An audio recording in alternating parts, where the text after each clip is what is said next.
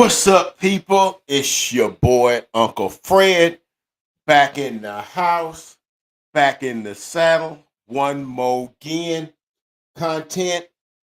Yo, know your Cowboys did their thing yesterday. Let me make sure my levels is good. I'm not hearing myself in my headphones. There we go. There we go.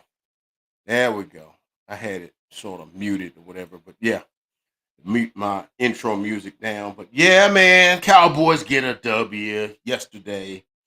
In the Meadowlands at MetLife Stadium. We had our fingers, toes crossed. Would nobody get hurt? That stadium is atrocious in terms of the safety issues. I'm sure it's a beautiful stadium. I've seen it. I've passed by it on the Hudson, whatever you call that turnpike, going from New Jersey to into New York City. I've passed right by that stadium, so it's a beautiful thing. But anyway, we're gonna talk all about the win. We're gonna talk about the things I saw. We're gonna go through some key plays in the game, things I saw. Then at the end, what does this game mean in the terms of what this season? We're gonna talk all about that real quick. Hang with your boy on this Cowboys win. We're gonna talk all about it.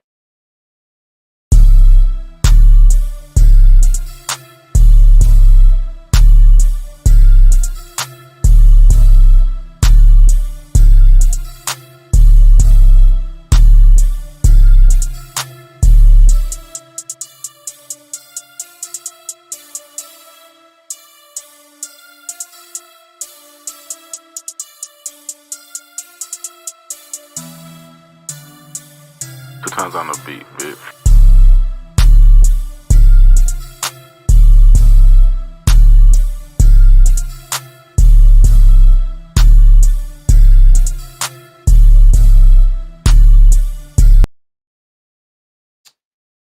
Again, what's good? It's a good Monday afternoon. It's a wonderful day in the neighborhood. And although I don't have water today, this coffee sure tastes good. So after a Cowboys win, I like to say, man, how does your water taste? How you feeling as Cowboy fans, Cowboy Nation, stand up. Uh, just for record keeping, let me go get my tabs here. All right. Just for record keeping, please like, comment, and subscribe. I know it's a lot of people. I'm getting a lot more engagement on my video. So if you like the video, please hit the like button. Don't take a whole lot. Just hit your if you got an iPhone, all you gotta do is hit the screen twice and it'll like it. And even if you don't like it, somebody else might like it.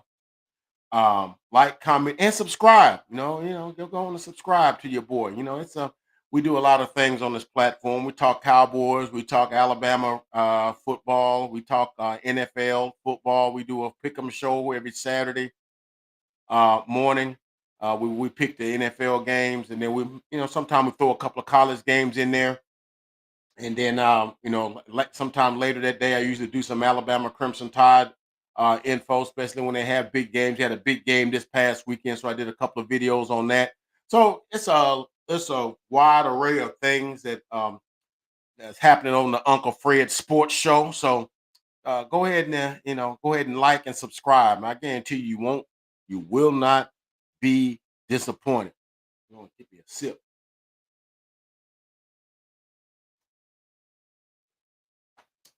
Yeah. All that stuff tastes good after a win. All right, man. So the Cowboys roll into the Meadowlands.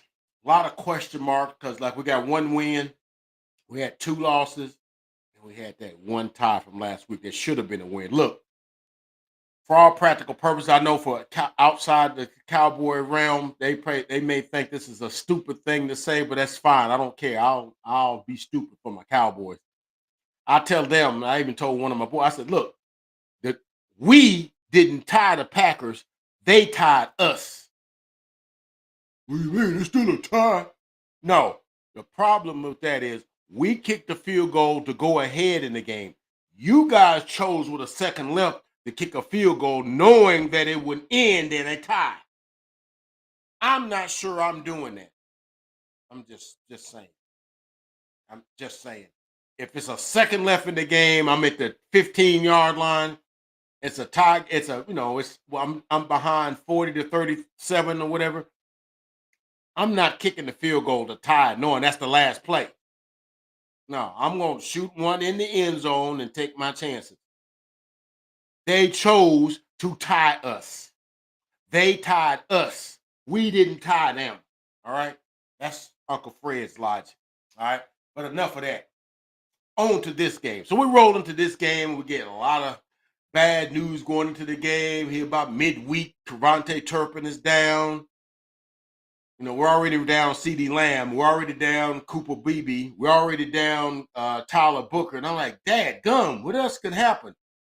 Then on the way later in the week, we find out that uh, uh, that Tyler Smith has got knee tendonitis, and it's a game time decision. And then we hear Tyler Guyton is still in concussion protocol.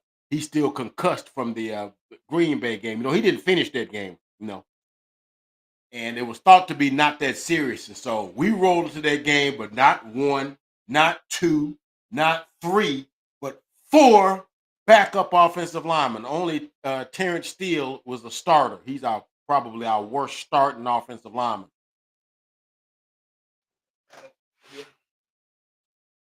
Tell you who we roll up in the game with. Yeah, we roll up in this game. Wrong page.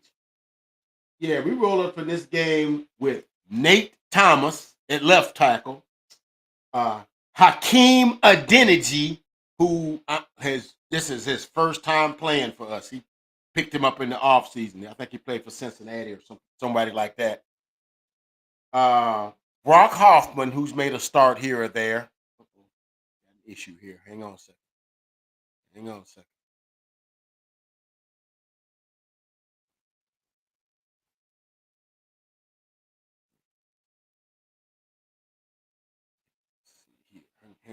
Got something going on with one of my feeds here. Okay, all my toggles is all okay.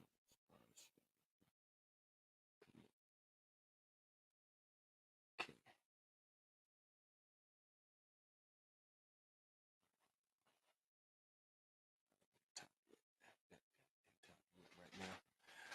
We do that later. Stuff's always happening to mess up when you go live, and nothing be wrong until you go live, and all of a sudden all these different things be going up. But anyhow, Akeem Adeniji, Brock Hoffman, TJ Bass at right guard, and then of course Terrence Steele at a right tackle.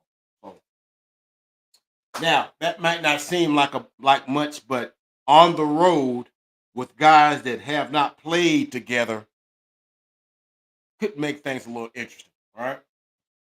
But we get the win. So let's go. Let's just break down the game. I'm just gonna go down some of the stuff that took place in the game. So Jets get the ball first.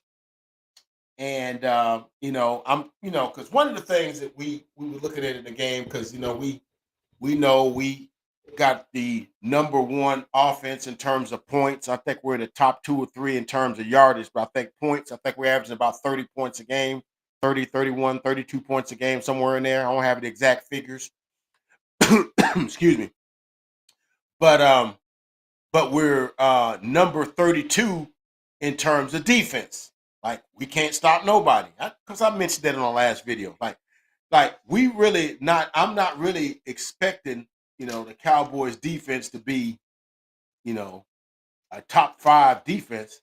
I just feel like what as good as our offense is, if we can just be in the middle of the pack, get stops in normal places where normal defenses get stops. 3rd and 10, 3rd and 15, 3rd and 20.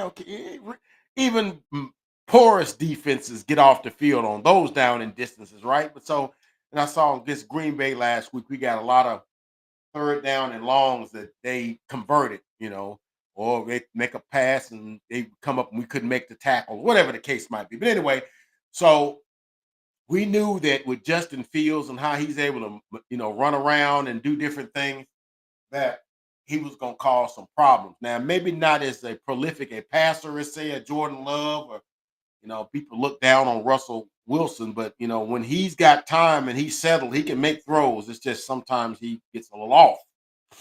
Um, and Caleb Williams. I mean, we didn't get any pressure. It's the first time in his career he never got sacked. So we knew we was gonna have some challenges defensively. But and the challenge, normally we don't have any challenges offensively. I'll put our offense up against any of the teams in the NFL.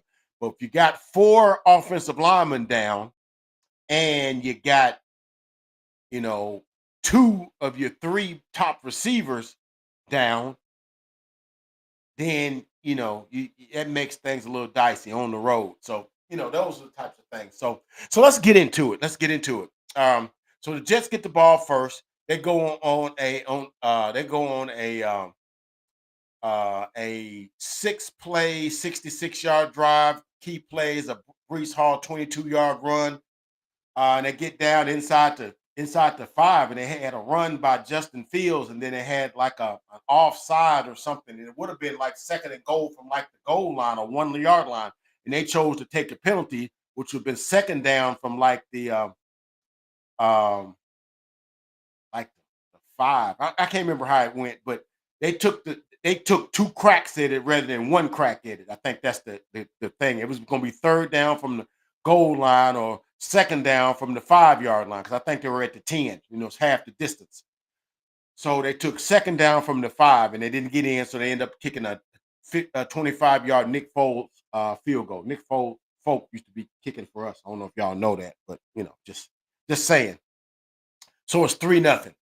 All right, so the Cowboys get the ball on our first drive. We go on a 7-play, 49-yard drive. And the key play in that is it was third down and 5, I believe. And of course, now with Turpin being down, that kind of moves the receiver thing further into your depth, right? At whatever. So guys that haven't gotten any run this year was getting run. So of course you see Tolbert, but then you see Ryan Flournoy, who a lot of people have been clamoring for because he's a big body receiver, about 6'1", 6'2", about 215, big physical guy. And so he moves up the depth chart, right?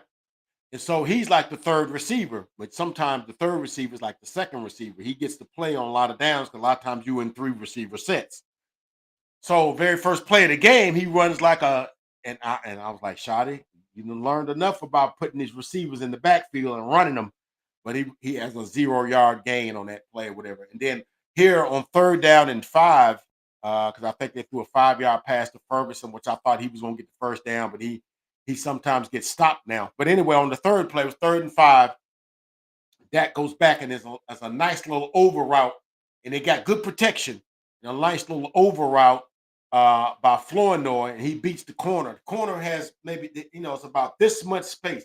That drops that thing right up there. And the thing about Flournoy is that he don't go down at the first time a guy waves at him. He pulls away, runs down the sideline for a 40-yard gain. And I think we get a 4-yard run from Javonte Williams, and we end up with a 2nd and 4 and a 3rd and 4, and Dak overthrows Ferguson. I think that could have been a touchdown, maybe, but it was gonna, he had some coverage, but I think if at the right pass, that could have easily been a touchdown. But we end up kicking a 35-yard field goal by Aubrey, and it's 3-3. Okay. All right, the Jets on their second possession, they punt. Our second possession, we go 13 plays, 90 yards. Key play, and there was a 10-yard pass to Lipke on 3rd and 10. That looks down looks over the coverage and didn't like anything he see, dumps it off to Lipke. Lipke makes the first guy miss and rumbles to the first down marker and just bowls over the guy and gets that first down. So it's first down there. And then there was a 14-yard pass to Pickens. And I think that came actually before that on 3rd down and 6. All right. and then we hit Ferguson on a little flare out pattern on the right, and he just rumbles and rumbles and rumbles for 25 yards and a touchdown. So just like that, it's 10-3. All right. 10-3 on the A. Like I said, um we went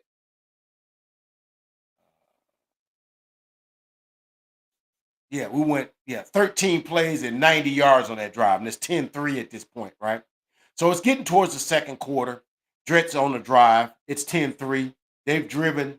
They get another like long run by Brees Hall. Brees Hall had some good run. I think he had like a 128-yard run running on like yards rushing on like 10 carries. You know, he had a 21-yard run on this drive and dropped the ball, but he was down. It's good to know because 6 plays later, he's down at the 10-yard line and he runs at the 20 and he runs 10 yards down to the 10 and gets blasted by Morris Learfowl. And just before that, we see Jack Sanborn, who's a lightning rod player. He came as an off-season pickup, as a guy that Flus wanted because he had him in Chicago. But for those inside the Cowboy knowledge bank know that Sanborn ain't played that well, has not played that well for us this year. He's just not. He's a good diagnoser of plays, but somehow can't get to the play in time. So right before this play happened, Sanborn went out of the game with a concussion, and I heard Greg Olson said, "Oh, that's gonna be a crushing loss for the Cowboys." He calls their defense, and I'm like, yeah, but Cowboy fans are almost cheering when they see him go to the sideline because it's like, a lot of people think some politic in there because that's a Flus guy, and there's other linebackers that really are playing better, like Leofow and the the young guy from Florida, number 50. He's been playing well too. Who got some playing time today as well. But it's just amazing that right after that play, that Leofow, probably 3 or 4 plays later, makes this play. Now the guy had already made 10 yards on the play, but having a guy that knows how to instinctively come in there and punch that ball out, what we call a peanut punch. Peanut Tillman, for those who don't know, played for the Chicago Bears, played for University of Alabama, was always known to punch the ball out. He had an art for doing that. And if you watch the play, that's exactly what Leofow did. He punched that ball out at the 10, and we get the ball. And of course, according to Wanye, who started, because we know that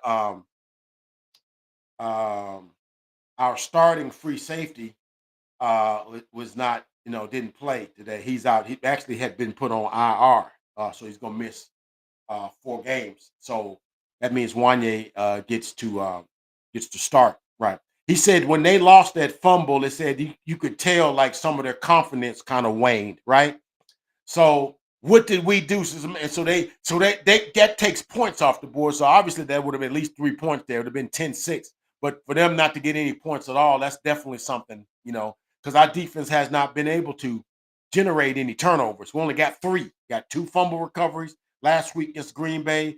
And I think this one, and then we got 1 interception in overtime with Donovan Wilson. Um, so anyway, so what do we do with it? That's the thing. You get a turnover, just like last week when we got that turnover from Jordan Love. What you gonna do with it? We went right in the first play, touchdown to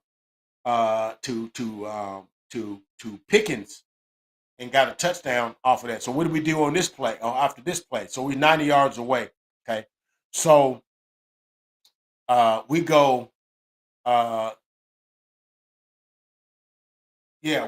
We go 11 plays, 7 plays, excuse me, 91 yards, a key play. And then this is right before the half now, because the Jets had taken like 5 minutes and 46 seconds on that 8 play drive, and before they lost it. So it's about like maybe 2.5 minutes or so before halftime. And it gets off to a bad start because one of the guys we called up, because Turpin is out, is Jalen Marino Cropper. So he gets a illegal shift. So we're starting the ball from like our 5-yard line.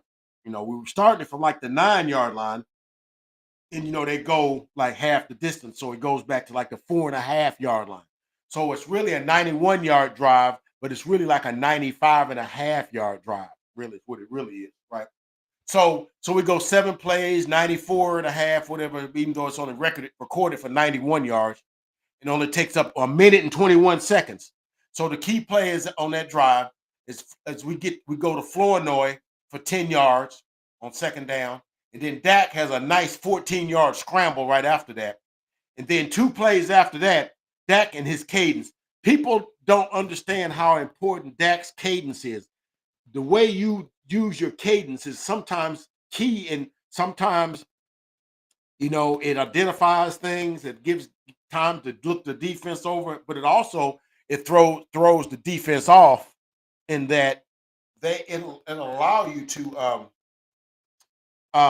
sometimes get the defense off sides. So that's what exactly he did here. He drew, maybe he said, hey, ready, here we go, like that. And maybe guys start get a bead on things, and they go ahead and get an early jump so that they can time the snap right. And if you just adjust that a little bit, sometimes you can get guys to jump offside. So that's exactly what he did. He got Will McDonald to jump offside. Free play. We took advantage of it because Flournoy, who had that 40-yard pass earlier, had a 10-yard pass just 2 plays earlier, goes down the right sideline, cuts inside of the other defender. Dak hangs it up perfectly. He makes a play on the ball, catches it, and it's a 46-yard gain. And we just declined offside penalty. And it's first down. Okay. And so anyway, so we get that 46-yard play by Flournoy, and we end up getting an 11-yard run by Jay Will, and then we end up with a 5-yard touchdown by Jay Will. So he runs off left tackle down the left sideline for 11 yards to get it to the 5, and then he cuts it up back to the right side on the probably 2 plays later and scoots in the end zone. So a 17-7. That's about a minute and I don't know, 15, 20 seconds, something like that. Don't quote me on that, left in the half. So, and really I was like, dang, they left too much time for the Jets, but we still got our 3 timeouts. So the Jets probably thinking like, yeah, we just had a long drive. We can get this drive and get some points before half because it's 17-3 at this point. But they go 3 plays and like 2 yards and only take up 28 seconds. All right. And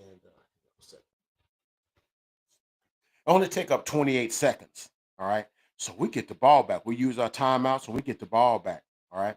And so we get the ball back at like the 45-yard line, 44-yard line, which means we like 43-yard line. So I mean, we got 66 yards, 67 yards to go.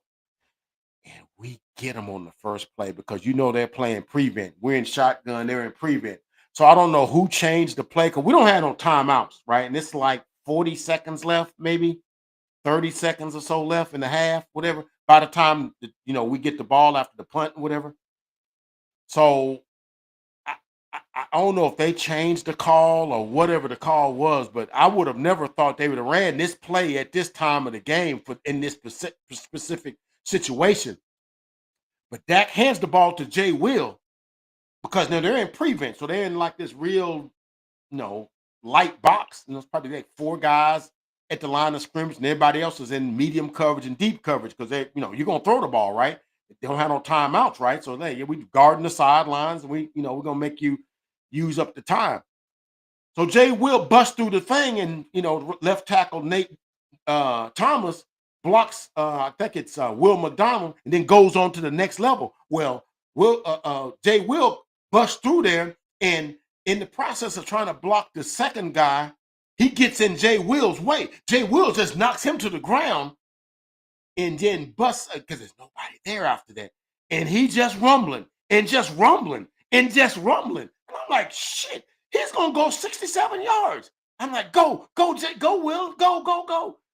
and he gets pulled down at the 1 yard line. I'm like, dang. I'm like, if he knew that guy was about, he might would have dived into the end zone. You know, he was that tank was going empty as he was going. He's not a speed merchant, but it's a 66-yard run. And nobody was thinking run there. We ain't got no timeouts. You know, we're thinking pass to the sideline, things like that, because they're guarding that. But and then of course, on the very next play, it's a 1 yard pass to Jake Ferguson, where they just got that wrong because we didn't have no timeouts. You know, we're not gonna run the ball. It's probably like 8 seconds, 9 seconds or so left in the half.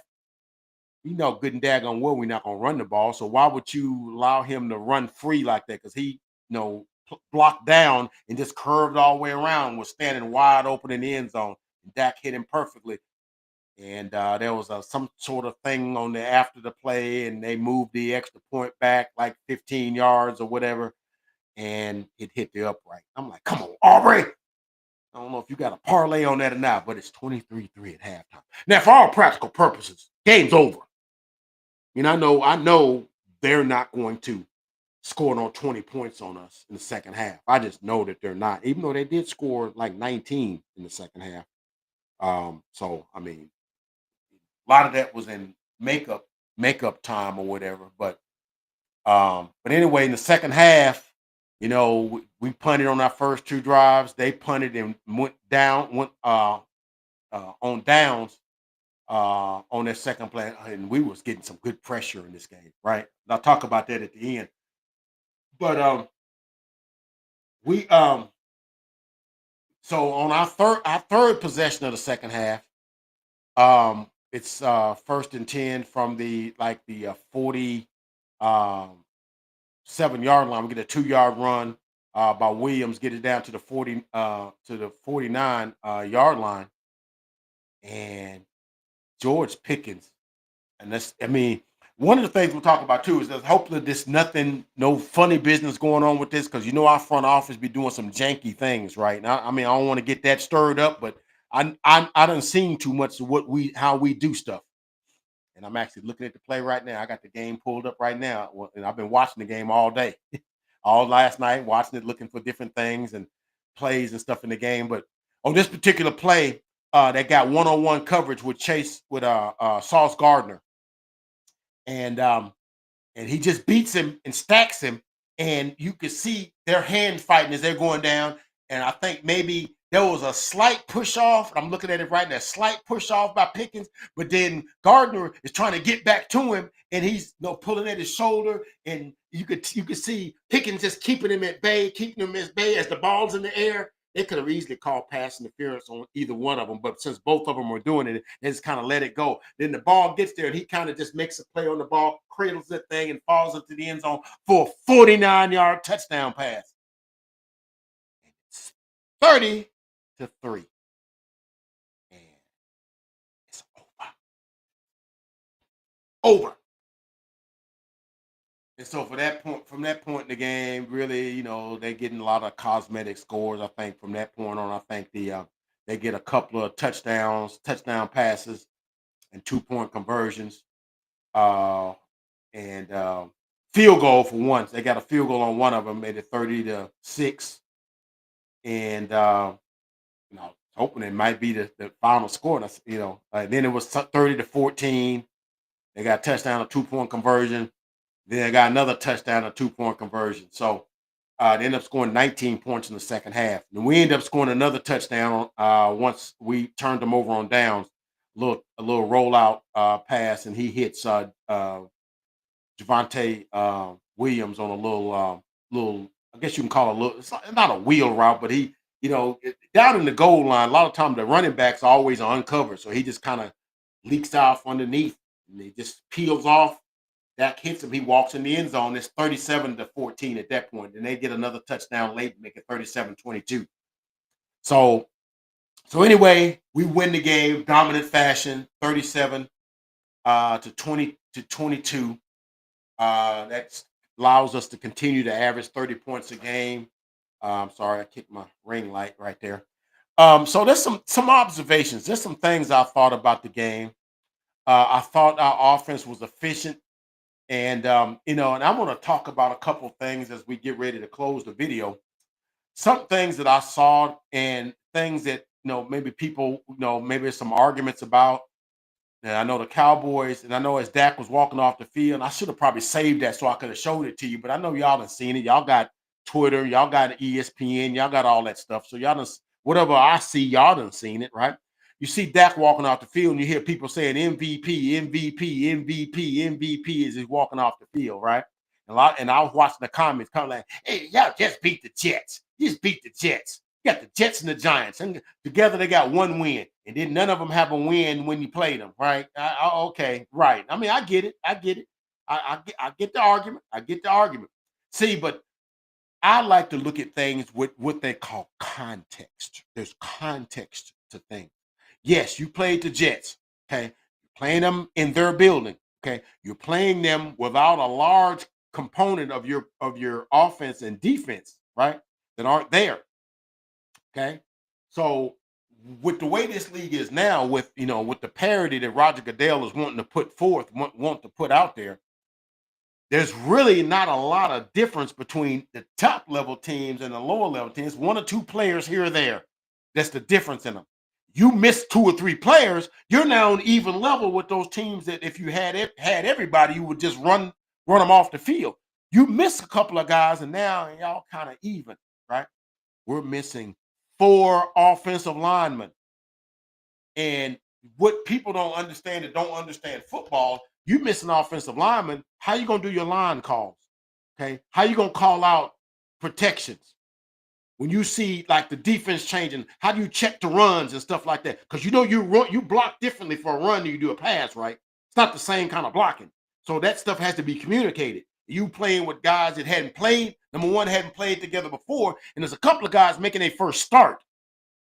All right, and you were able to do that. And I don't think Dak was sacked one time. I think he might have been pressured a couple times. He got hit after the play a couple times. But I think he handled that, got him in and out of the plays seamlessly, and hardly any negative plays. Didn't any plays get blown up? Because that's usually what you get. Think of the game we saw last 2 years ago when we went to play Arizona on the road. Couple of guys missing. Tyron Smith sitting on the sideline with his uniform on. And I found out today, I think I was on Skywalker Steel, and I found out he got hurt on the coin toss for some reason. I don't know how that happened. Because I'm like, how would he be scratched and he got his full uniform on? It's Arizona. You wouldn't be in Arizona with your full uniform on and you ain't playing. I'd be wearing a t-shirt and some pants, you know. But he was out. I think Tyler Smith was out. And I want to say the Biotish was out. We had about 3 offensive linemen, and it showed we couldn't get any offensive continuity going. And that's Mike McCarthy. This is a different regime. So my thoughts are, what a great game, a great efficient point guard that Dak Prescott played. I'll get to his stats in a minute, where the offense went on without a hitch, going to receivers that hadn't played. I think that may have been Flournoy's first or second catch today. And I'm gonna get to his stats in a minute too. And then Shoddy and Adams, Clayton Adams, being able to, because he's the offensive coordinator, but even though Shoddy calls the plays, the run scheme is Clayton Adams and Connor Riley, and we was able to open holes, you know, and with the backups, right? So that gives me confidence that we can go up against most defenses because our scheme, how we run the football, is so much better than it used to be. We just line up and just run up the A gap. No imagination and that stuff. But what I like what Shoddy, Clayton, and Connor Adams have done, they've married the run and the pass together. What do you mean, Uncle Fred? Well, the runs and the passes, due to how the shift in the motions, the guy in the orbit, they look the same. So you get no keys from the defense. The defense can't just, oh, yeah, they're on the center, they're going to run it. Oh, if he's in shotgun, he's going to pass it. No, we might run it out of shotgun. We might throw it from under center. You don't know. The motion stays the same. That's how you don't tip off play. And then, of course, it's the tight line splits. Everybody's within the numbers, that helps a lot. But there's a lot of things I like about this game. And I know we weren't playing somebody that everybody likes, or everybody, thinks it's a great team. But with the obstacles going against us, you know, people don't understand how important Cavante Turpin is to our offense. When we say seeing all this motion, this jet motion, this orbit motion and stuff to go, those things are important because those things get the defense off balance. And if you don't have that guy, who you gonna have to do that? And then CD Lamb's another guy that does a lot of that. You're missing both of those dudes. You're putting in George Pickens, who he's the starting number 2, but he don't move. He's stationary. Now, one of the things I was thinking about, and I was like, now I hope this ain't gonna become a thing, because George Pickens got targeted like 12 times last week and got like 8 catches for like 136 yards and 2 touchdowns. This game, he got targeted 4 times, 2 catches, 53 yards. Ryan Flournoy got targeted 9 times, 6 catches, 114 yards. And hats off for Flournoy, because a lot of people have been pushing for him. I really want to see what he could do, because he's a big body receiver, drafted the 6th round last year out of Southwest Missouri State. But he got the most targets. Now, the Cowboys, how they think. Now, they love their guys. And they needed to get that win last week because, versus the Packers, because it's like that, egos was on the line. You just traded Micah to this team. We got to beat them. So all of my bias goes out the window. This is what Uncle Fred's thinking. It don't have to be what you thinking. And so this week, okay, we can just beat them. So we ain't going to target George Pickens on this one. We're going to target our guy, Flournoy, one of the guys we birthed, not an outsider. So Flournoy got 9 targets. Okay. Kind of interesting guy making his first, real like start kind of thing, because he was in on the first play. So now Skywalker still has a different thought. He was like, well, maybe because the different type of defenses that the Packers play versus like the um um Jets play a lot of man. And Tolbert and those guys really can't get a lot of separation on man coverage. He can get open in zone coverage because he can just find the open spots. But so maybe that's what it was. I don't know. All right, and I hope that's what it is, because Pickens didn't get targeted a lot. Now he did miss. There was one that Dak missed. There was a seam pass that it was perfectly done. Because it was nobody back. It was zero. It was a zero coverage, and all you had to do is Will McDonald drop back into coverage, and the ball was just a little bit off. I mean, he could have came up with that. If he comes up with that, there ain't nobody behind him. That's like a 60-yard touchdown. Okay, but it was it didn't get done. But that was the only times that he really got. And there was an overthrow in the end zone after the Flournoy 40-yard catch on the first possession. That Pickens didn't get. So he only got 4 targets. So I hope that's what it was. I hope it was the opponent and the game planning of the opponent. And certain guys are more effective against certain types of defense than others, rather than, we don't want him to get too big for his britches, because then he'll start asking for money, and we ain't really want to pay outside guys. Okay, I'm thinking too much here. All right, let's get to our stats here. We're gonna close this video. Boy, got to go to work. All right. So my, if I have to do the picnic like Skywalker still does, the guys of my highlight guys, it's going to be, first of all, it's going to be your captain. It's going to be Dak Prescott, who was 18 for 29, 237, 18 for 29, 237 yards, 4 touchdowns, no interceptions. Thought he mastered the game well, made his reads, made his throws. Wasn't a whole lot of missed throws, anything. Very efficient in how he handled the game. Number 2, I got to go.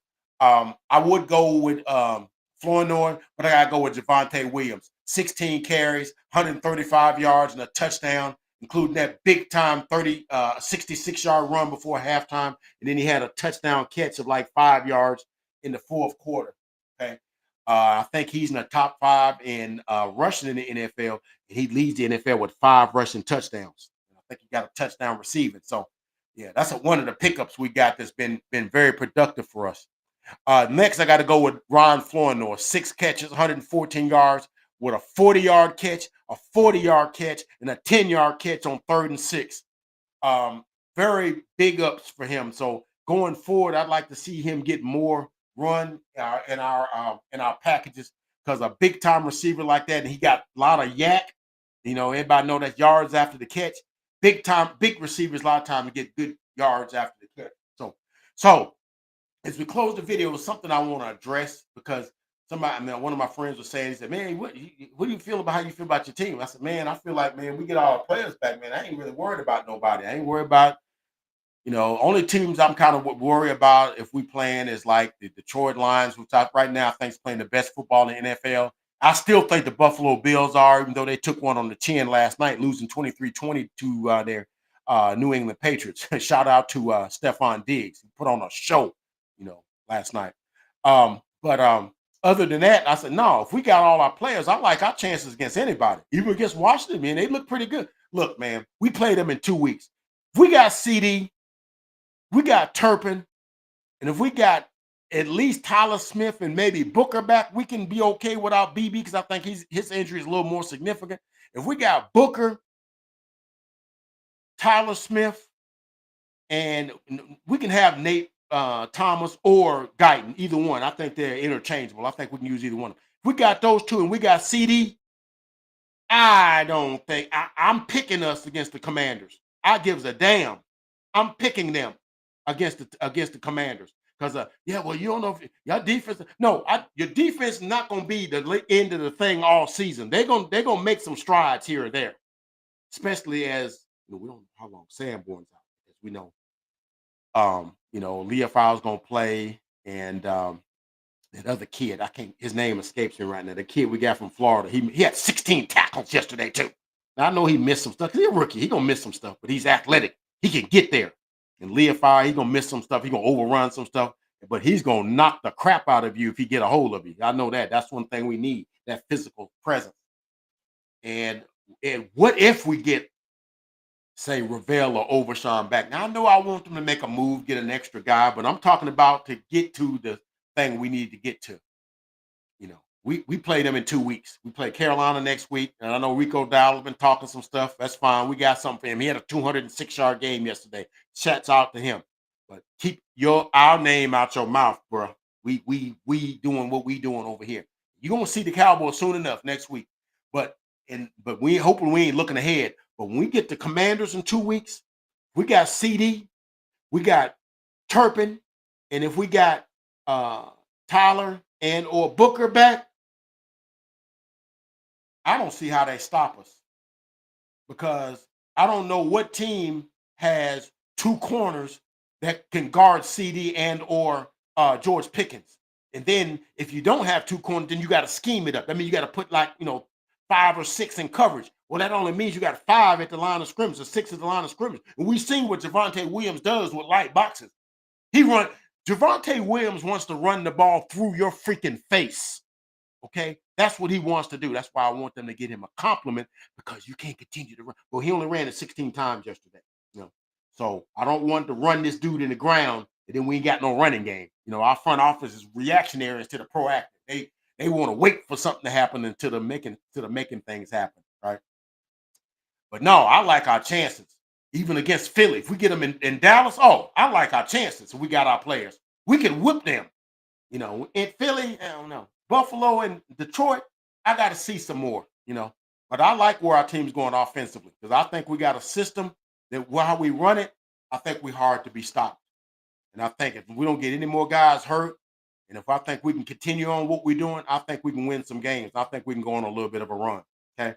I'm not drinking the Kool-Aid. I'm just talking about what I see. So anyway, those are things. We got 5 sacks, I think. And it was good to see Wanye Thomas play, him and his brother Azariah, who played for the Jets.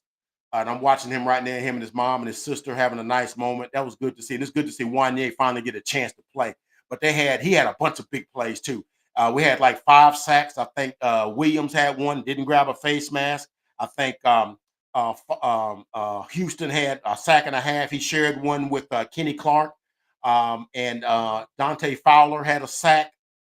And And so yeah, we did real well in that regard. I knew we were playing the Jets, and I know sometimes Justin Fields will run himself into sacks. So I do get that. So but that's a good win for the Cowboys. Great win for the Cowboys. So as I close this video, we rolling, baby. We rolling. And when we get to Carolina next week, we'll give. I'm gonna do a prelim video. We'll see what we do. But I like what the Cowboys doing. How y'all feeling, Cowboy fan? You're excited? Don't let them folks talk you out of it. Be excited. I think we're on our way. Anyway, that's all I got. Like, comment, and subscribe to the Uncle Fred Sports Experience. I guarantee you, you will not be disappointed. Cowboys win 37-24, and we go 2-2-1. Got Carolina next week. Catch you guys next week. God bless.